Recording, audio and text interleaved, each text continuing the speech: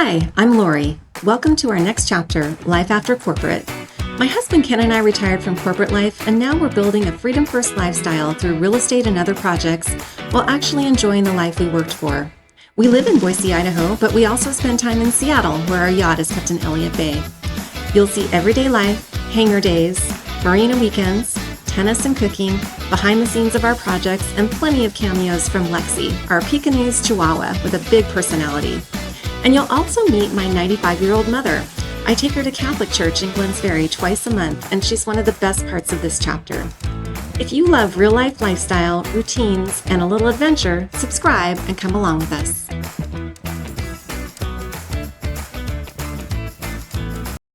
After more than a week aboard Lady Georgia in Seattle, it was time to trade boat life for Boise life. But as I flew home, the view below looked very different from when I had left.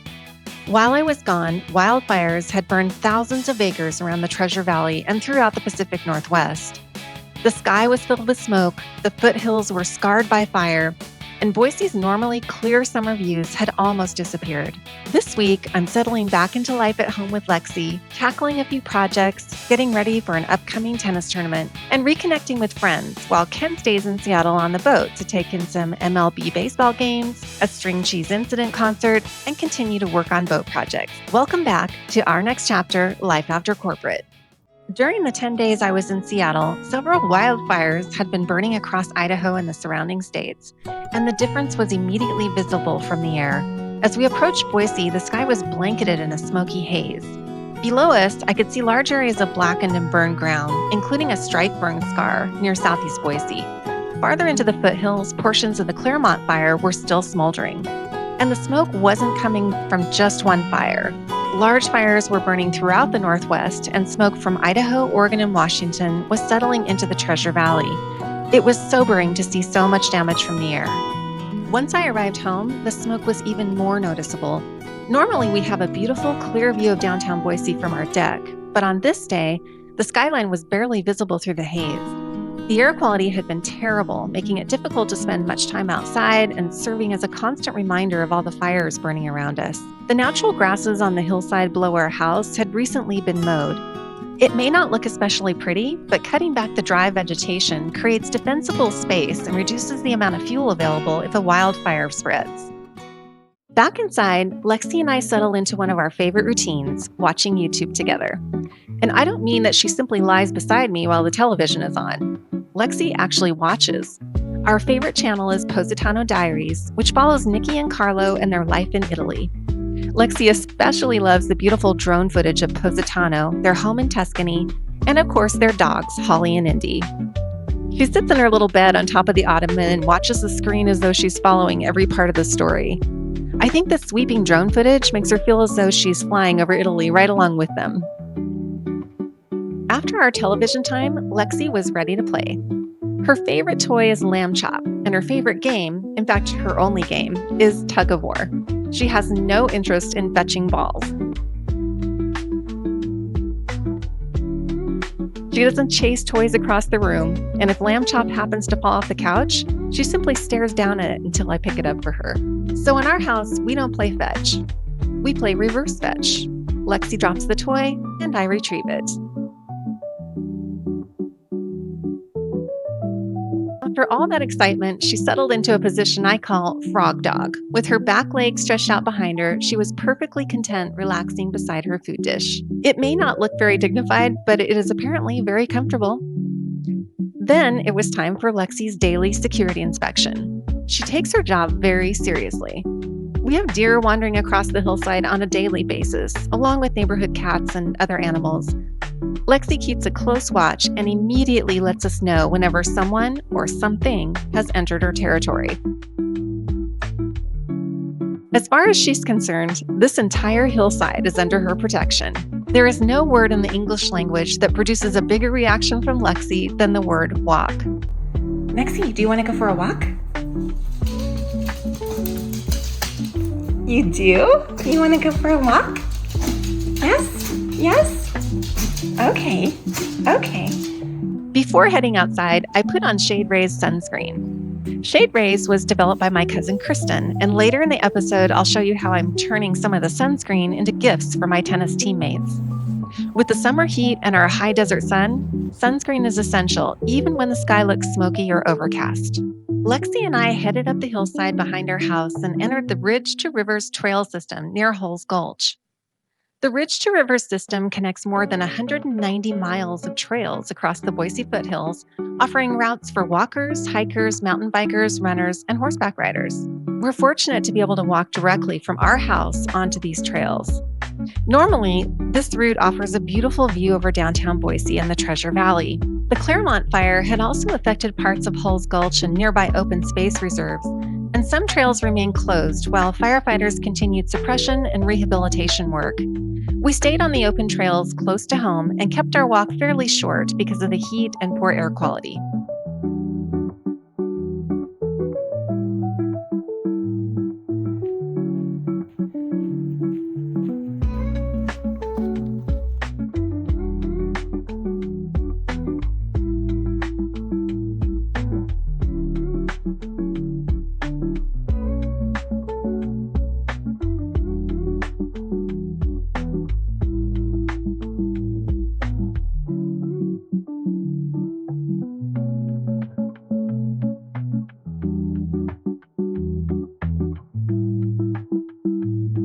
I wear a 12-pound weighted vest when I walk Lexi.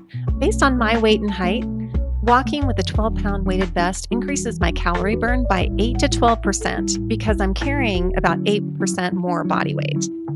And I just learned that walking uphill can increase calorie burn by 30 to 60%. It also strengthens my legs, hips, and core and can help preserve bone density. It's one of those easy things to add into your normal routine to make it more efficient.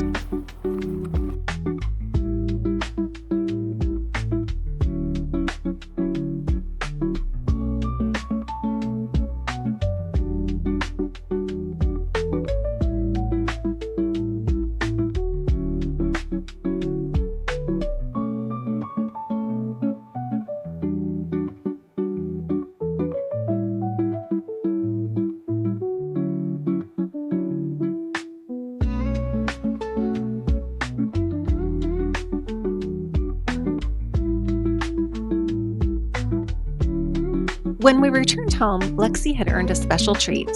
I found these frozen dog treats at the Saturday market made with pumpkin, beef, and blueberries. It was a perfect way for her to cool down after our walk. Based on how quickly it disappeared, I would say it received Lexi's full approval. Ken was still in Seattle and wouldn't be home until the following day. Whenever I have the house to myself, I tend to start working on projects. Sometimes that's a productive habit. Other times, it means Ken comes home and discovers that another piece of furniture has completely been transformed. One of my recent projects was this dresser set. This dresser was the inspiration photo that gave me the idea.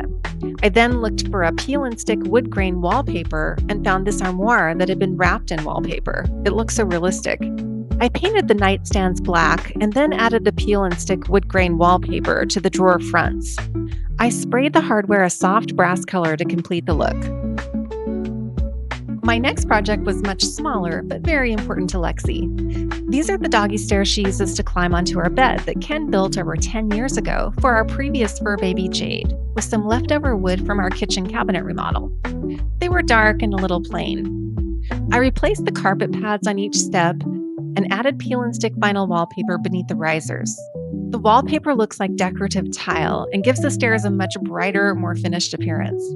Lexi probably doesn't care what they look like, but I do.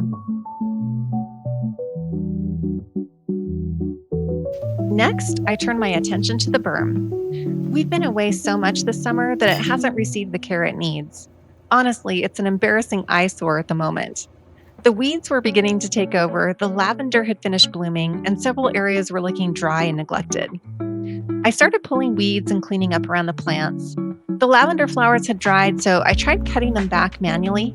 Unfortunately, my shears weren't sharp enough to make much progress. Then I discovered that several bees had made themselves comfortable inside one of the lavender plants. At that point, I decided the berm could wait. I backed away and left the trimming for Ken, who could use our electric trimmer when he returned home. This is what the berm looked like last summer after we trimmed everything and added new bark. Clearly, we have some work to do. There used to be a tree in the middle, but unfortunately it died, so we had to remove it and need to plant a new one. I also uploaded that photograph to ChatGPT and asked for ideas to improve the landscaping. This was one of the concepts it created. I like several elements of the design, although turning the inspiration into reality may take a little more effort than simply asking ChatGPT to make that picture. My 55 and over tennis team did very well this season, and we made it to districts, which means the state championships. We're headed to Idaho Falls this weekend for the tournament. In the meantime, I wanted to come up with a little gift for my teammates, and so I bought some sunscreen. And if you remember back to my California Dreaming episode, I featured my cousin Kristen, who lives in San Jose, who had breast cancer in 2017. And while she was researching safe, non-toxic sunscreens to use in her healing, she decided to develop her own product, which is amazing. And it's called Shade Rays. And our tennis team happens to be called the Shady Ladies. So this will be the perfect gift. But what I love about it, it is so moisturizing. It's the most moisturizing sunscreen I've ever used. She has mineral versions and also for your face that don't leave that white residue. I mean, it's amazing and it's very affordable. So I got each of my teammates one of these to enjoy over the weekend, and I look forward to shooting lots of footage of that for you in next week's episode. I'll leave a link in the description in case you're interested in checking out these Shade Rays products.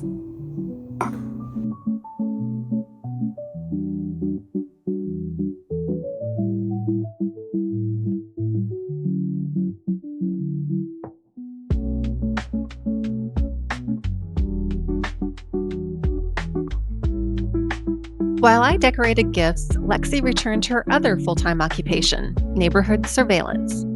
She has a perch in our workout room where she can look through the front window and monitor everyone who walks past the house. Nothing escapes her attention. When the Amazon delivery driver arrived a little later, Lexi immediately sounded the alarm. Apparently, delivering a package to our front door is considered a major security breach. The driver may have thought he was dropping off an ordinary box. Lexi viewed it as an attempted home invasion.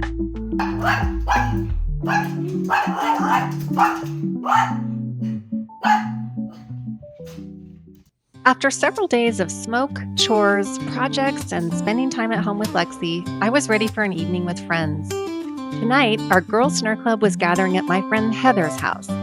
This group of women has been a part of my life for more than 30 years, and our dinners have become one of the traditions I treasure most. Over the years, we've celebrated birthdays, careers, marriages, retirements, children, and all the unexpected changes life brings. The dinners themselves are always wonderful, but the real reason we keep gathering is the friendship. When you have known people this long, you don't have to explain every chapter of your story. They were there for many of them. It was the perfect way to end my first week back in Boise. Seattle gives us waterfront views, boat adventures, and an entirely different rhythm of life. Boise gives us home, familiar routines, foothills trails, longtime friendships, family, and of course, Lexi's around-the-clock security service. Our life seems to move between two very different worlds. One week, we're waking up aboard Lady Georgia, watching boats cross Elliott Bay. The next, we're back in Boise, walking the foothills, working around the house, and spending time with old friends. And that is what this chapter of life is really about. It isn't choosing between the boat life and the Boise life. It's being grateful that both feel like home. Thank you for spending the week with us. Please remember to like this video, subscribe to our channel, and join us for more of our next chapter, Life After Corporate. We'll see you next time. Thank you for watching, and we'll see you in the next video.